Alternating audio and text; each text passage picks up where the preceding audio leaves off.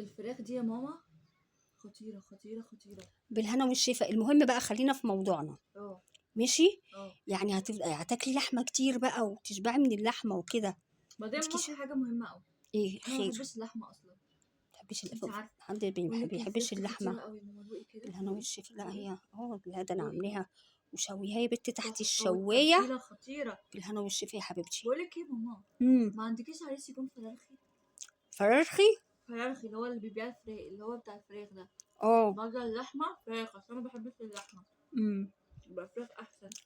تصدقي ويجي يجيب لنا بانيه مقلي يعني. بانيه مقلي جاهز. لا انا قليه يعني، ما انا هبقى شاطره ان شاء الله. هتبقي شاطره ان شاء الله، اتمنى والفراخ والله. بقى نعملها مشويه كده جميله، اديها لك تعمليها لنا كده زي التتبيله الحلوه دي. ايه رايك؟ خلاص تفكسي بقى انت بتاع اللحمه ده، الجزار ده.